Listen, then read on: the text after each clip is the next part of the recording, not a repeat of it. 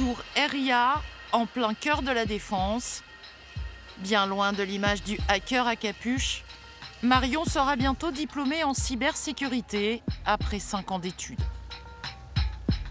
Quand je suis arrivée dans l'école en informatique, je ne connaissais pas du tout le monde de la cybersécurité. C'est pas un milieu, je dirais, qui est très montré, je dirais, au lycée et même dans les enseignements en dehors des études à l'EPITA.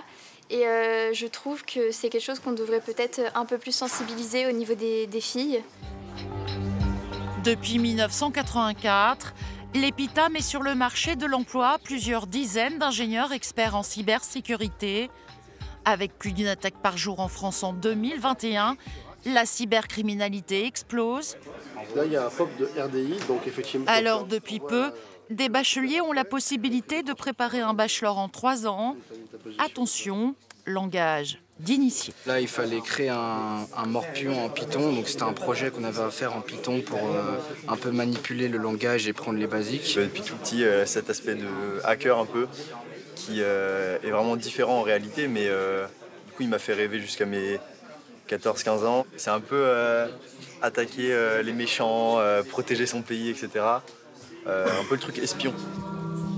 Avec le campus cyber, inauguré quasiment 1 an jour pour jour après une série de cyberattaques contre les hôpitaux, l'EPITA bénéficie de la concentration sur le site de tous les acteurs du secteur.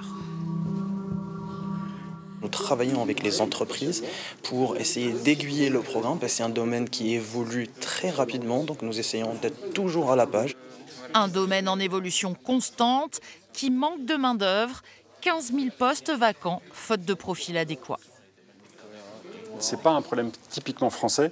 On estime aujourd'hui dans le monde qu'il manque pas loin de 4 millions d'ingénieurs et d'experts en cybersécurité, tout simplement parce que les attaques ont explosé. L'année dernière, le parquet de Paris a recensé 600 dossiers de cybercriminalité, dont les 2 tiers constituent des attaques contre rançon.